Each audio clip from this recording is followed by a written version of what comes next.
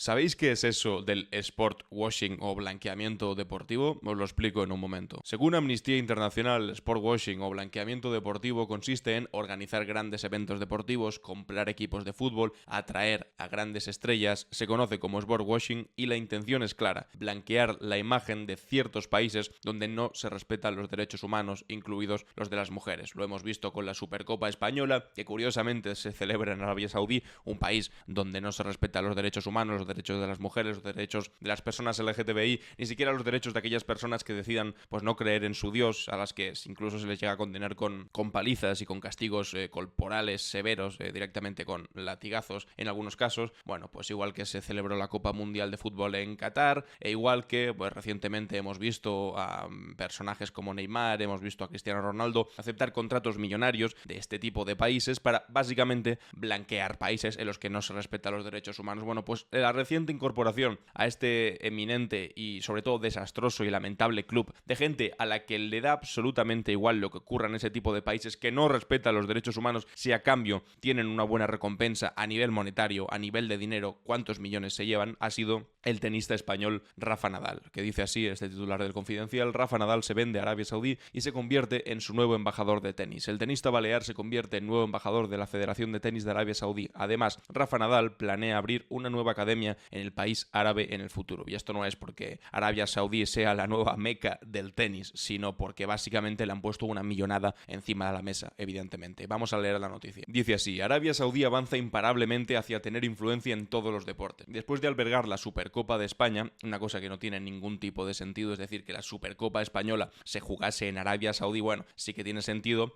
monetario de los millones que se pusieron encima de la mesa para que eso ocurriese, y sobre todo en gente que es profesional, primero, en mirar hacia otro lado para no mirar las ofensas a los derechos humanos y las barbaridades que se producen en una dictadura teocrática como la de Arabia Saudí, y sobre todo son profesionales en poner la mano para que le llevan los millones a cambio de no decir nada y justificar y blanquear un régimen de este tipo. Pero bueno, continúa. Ahora el país árabe apuesta por el tenis con un icono mundial como Rafa Nadal. Imaginad lo que le han tenido que pagar. El tenista español ha sido nombrado nuevo embajador de la Federación Saudí de Tenis. El anuncio señala que este acuerdo forma parte de un compromiso a largo plazo para ayudar al crecimiento del deporte e inspirar a una nueva generación de atletas en Arabia Saudí. Además, tal y como anuncia el comunicado, planifican el desarrollo de una nueva academia Rafa Nadal en el país para darle todavía más crecimiento a este deporte. Las primeras palabras del tenista español van en una dirección favorable a hacer crecer este deporte. Ahora vamos a ver enseguida lo que ha dicho Rafa Nadal, cómo se ha justificado. Difícil justificarse aquí, sobre todo si no hablas de, bueno, me han puesto un pastor encima de la mesa y me dan absolutamente igual los derechos humanos en Arabia Saudí, me da absolutamente igual que se discrimine a las mujeres, a las personas LGTBI, a las personas no creyentes, o que ni siquiera puedes hacer muestras de cariño público a no ser que sea,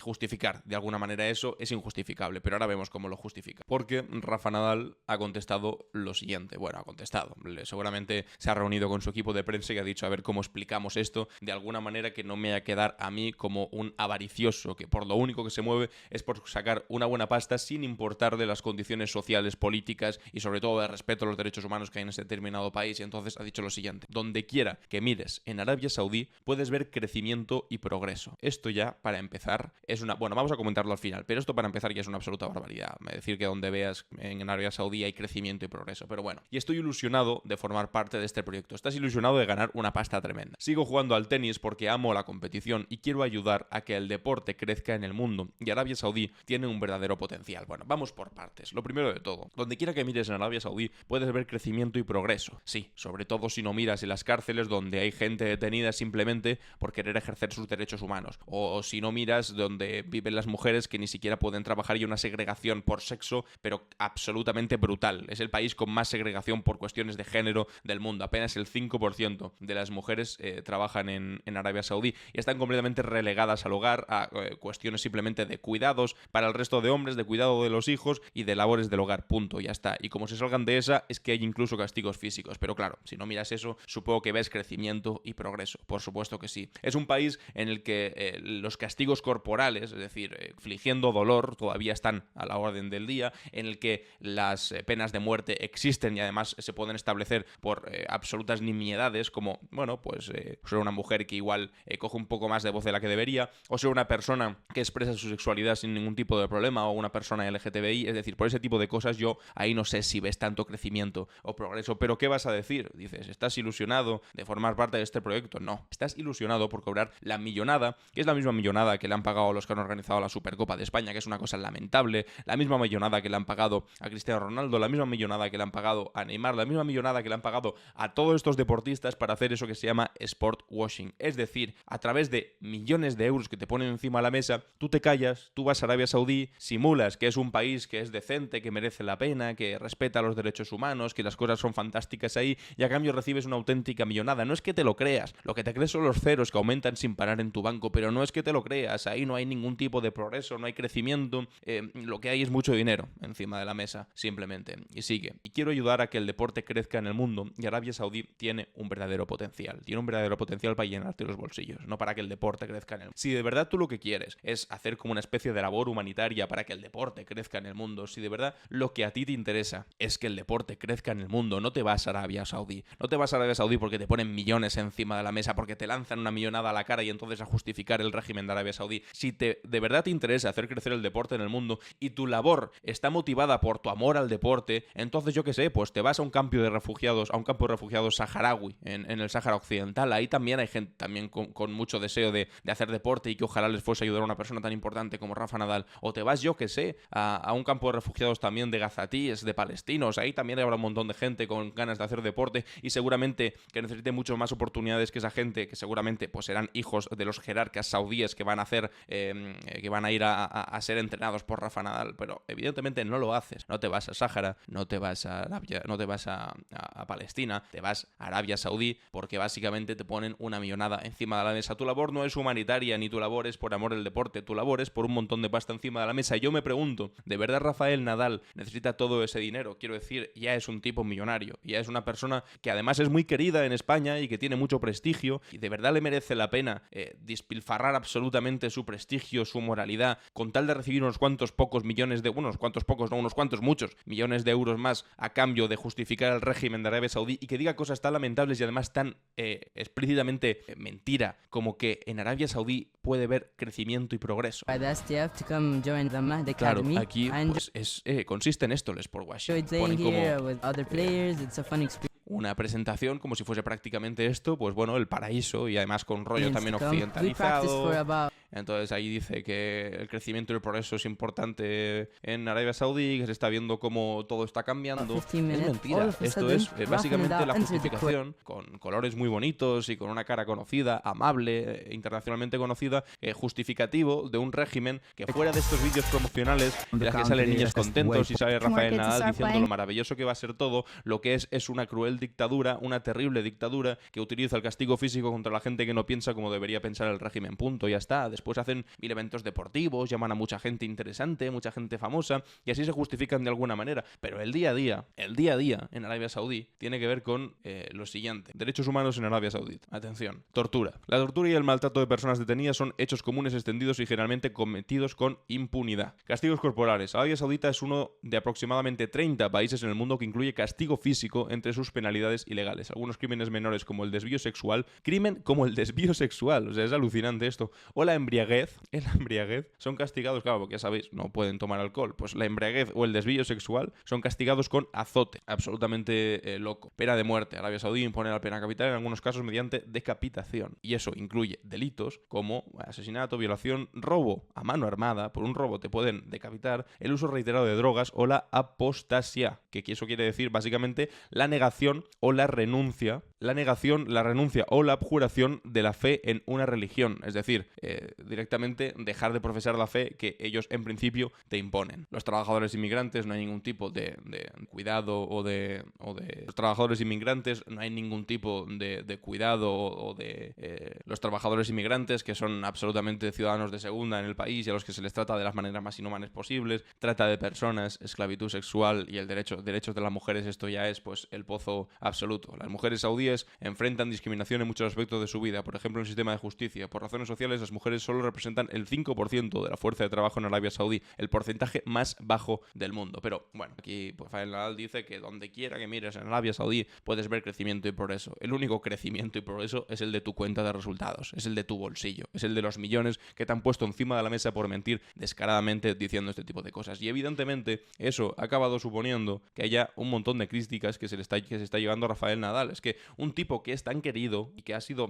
tan importante en la historia del deporte, que es tan de una manera casi consensuada en España, que un montón de gente le tiene como una admiración tremenda, le tiene literalmente en un altar, que se juegue su prestigio simplemente por unos cuantos millones más, es la perversión absoluta de la moralidad de estas grandes figuras a las que ya les acabó dando absolutamente igual todo. Y a través del deporte o la promoción del deporte y lo que hacen, se atreven a justificarlo absolutamente todo, pero con una única mentalidad y un único objetivo, que es sacar más pasta si pueden. Si pueden sacar más dinero, van a hacer lo que haga falta, incluso justificar un régimen como el de Arabia Saudí. Entonces, evidentemente, duras críticas a Rafa Nadal por convertirse en embajador de tenis de Arabia Saudí. Qué desilusión. Entonces, aquí han puesto el tuit y han puesto pues algunas reacciones. Menudo revés a dos manos a los derechos humanos. No sé hasta qué punto es legítimo moralmente que deportistas de élite admirados y con capacidad de seducción se conviertan en embajadores portavoces de regímenes autoritarios y hasta sanguinarios a veces, totalmente. Gracias a Nadal por facilitarnos el ascaso.